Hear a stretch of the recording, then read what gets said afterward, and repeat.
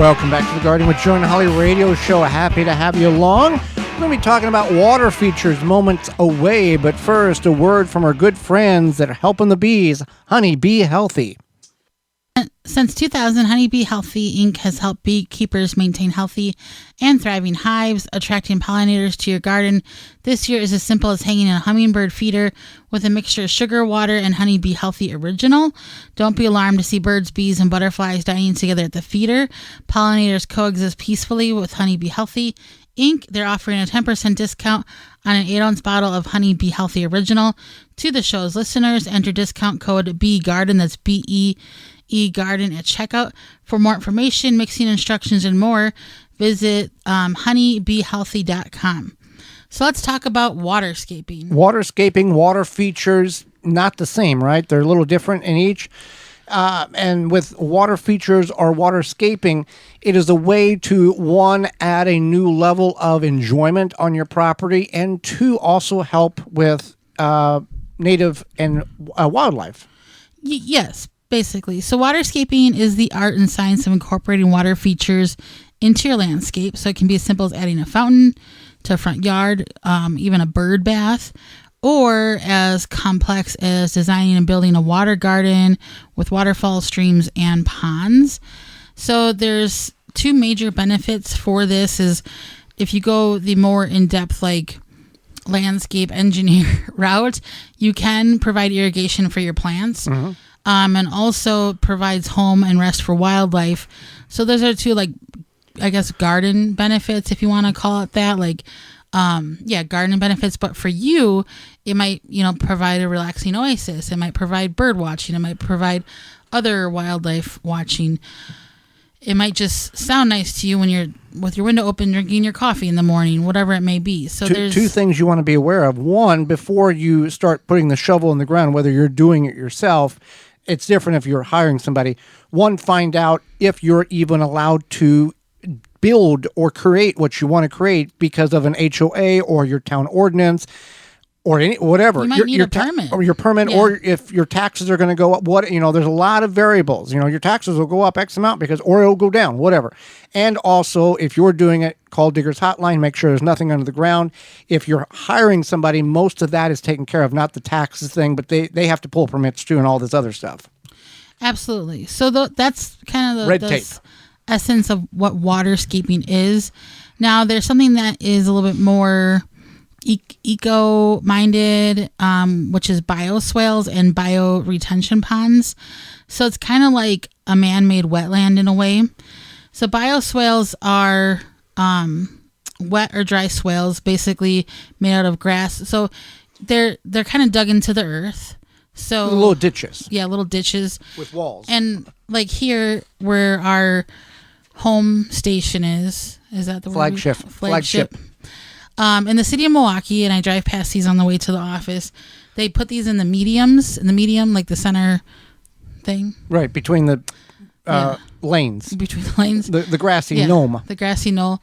They create these bioswales. So bioswales are dry swales made out of grass, rocks, and other types of vegetation, and they are sloped to move the water through the system in an efficient manner. And so is it like a slide? It zigzags back and forth to slow and allow it to absorb in the soil, or it just basically is like a divot. Okay, just to slow it down so the erosion doesn't occur. Correct. Okay. And the bioretention ponds are that, but they are they capture the storm water and then can create a pond. So storage. Pond storage. So they use, when you create these, you use plants and soils to infiltrate and treat stormwater runoff. So they filter, they can reduce pollutants, contamination, and slow down those pollutants to get into the water. They help the water quality. Right, because the pollution is filtered out through the soil and the plants and all that native stuff before the extra water makes it to the pond, where aquatic life could be damaged because of the oils or antifreezes or whatever that the soil has captured prior to it getting there. Right. So that's what, just quick little what a bioswale is. Maybe a lot of times if cities do put these up, they'll have little signs and they'll say bioswale or whatever. And you can kind of tell because when you're driving, you can see that they dip down. Like it's not like a normal grassy planted whatever medium. And then sometimes even like local parks will have them one area, or like a rain garden. Rain gardens aren't quite the same as bioswales, but it's a similar concept. So things to think about.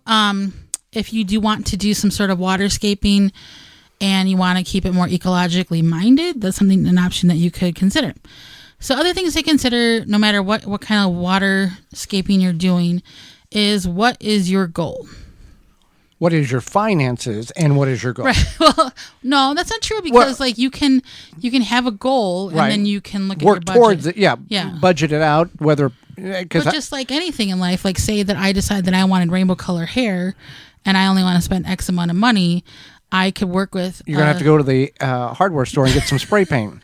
I could work with a hairstylist to see what I could do within my budget. Okay. So you can do that with your waterscaping. And the other thing with this waterscaping, everything in life, and we all can agree, everything in life looks really good on paper. Some things in life look good on paper, but is a disaster when it's tried to execute it. I feel like that was like our first 3 years of gardening. Well, that's really anything. So, yes, hey, I want my yard to look like this. Here's the picture. First of all, if you're going to go to that level, you want to talk to somebody who has already done this. The internet's on computers now. So So you can find a forum, you can find somebody, and or if you get a hold of a company who may do this for you, there is probably a opportunity in which you can talk to, I guess it's the contractor, and say, hey, here's my vision. I am concerned about these things. And they can say yes, no, here. They may even also be able to put you in touch with clients in which they have done that in a neutral setting and say, hey, I'm looking at doing this. What was your experience having it done on your property? Oh, well, it was great. No, this was a disaster. Don't do it this way. Ask more questions you ever could imagine, so you have fewer and less wonders or wish I coulds, or we should not have done that as the process is going through or has been completed. Absolutely. So what is your goal? What's your cost? Budget? And there's no bad question. If you don't know, then you can ask. Right. So then you want to think about location and space. And this might tie into whatever your budget is. So if you are like, I want to afford X, well, your space that you're using, if your budget is lower, your space might be smaller. Or your location might make a difference as to so if you have a larger space or a smaller space, but you have an unlimited budget, that can make a difference as well. But it usually comes into like, what is your goal? What is your budget? And then you think about location and space. Well, couldn't a waterscape simply be a small, let's say 50 or 80 or 200 gallon little pond in the back with a solar powered sprinkler or a fountain in it and some lilies around it? That could be a waterscape. It could be very simplistic. It can, but then that brings us to maintenance. So you might have to do a lot of maintenance for your little lily pond. But you may enjoy doing that. But you may enjoy doing that. But I'm just saying that you have to consider that it might, if you don't have a filter or something, you might be not enjoying it at some point. So that's something to keep in mind. Also, what are you going to do over winter? If you live in a climate where it freezes over winter, are you doing this properly so that you don't like crack your basin? Or can you just pull it out, put it into the garage? Or if your pond has got a rubber mat where you just have to, drain it or something, unless you have fish. I don't know. There's a lot of variables, but there's a lot of creativity. You can create whatever you want, and whatever you want, we're in a world of unique opportunities where anything is probably possible. Right. And you may enjoy it. You may enjoy having this pond or whatever that you have to clean once a week because you're outside and it's getting you outside and you enjoy the water feature and the fountain and whatever. Another thing to consider is if you are purchasing or setting up or whatever a water feature, waterscape, and you want to have like fish. Again, as Joy had mentioned, what are you going to do with those fish in winter? Are they going to freeze? What's going to happen? Or is there animals native to your area that enjoy fish that would, because of the easy access of retrieving, they can just jump in the water, grab it, and go, rather than a big pond or a stream where the challenge of getting a fish, say a raccoon or maybe even a bear, I was just gonna say would be very difficult or more difficult. Right. Yeah. And if you live somewhere in the mountain regions, you might have bears that would like Mountain to come, lions? mountain lions that may want to come into your backyard and You don't have go to be fishing. in mountain ranges. Well, I'm just Yeah, saying yeah. that might be more common. Right. So it's something to think about. Or again, our friendly little raccoon friends with their little People hands. people hands might find this an interesting and easy opportunity to get themselves a snack. So that's another thing to consider as well. Well, now, Holly, that the weather has warmed up, you'll want to protect your yard from various beetles, weevils, borers, and those Japanese beetles that are probably, if not already, soon to be arriving. And what better way to prevent these pests from destroying your garden than by controlling them while they're larvae? Grub Gone is an easy-to-apply granular product that can spread on your turf to successfully control grub invaders.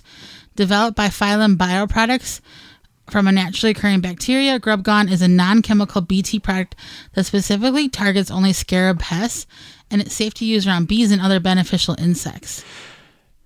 It is, if you've already got beetles flying around your yard, then Beetle Gone is the organic water dispersible powder you need to get that can be sprayed directly on your edible plants. Find out more at phyllumbioproducts.com or beetlegone.com.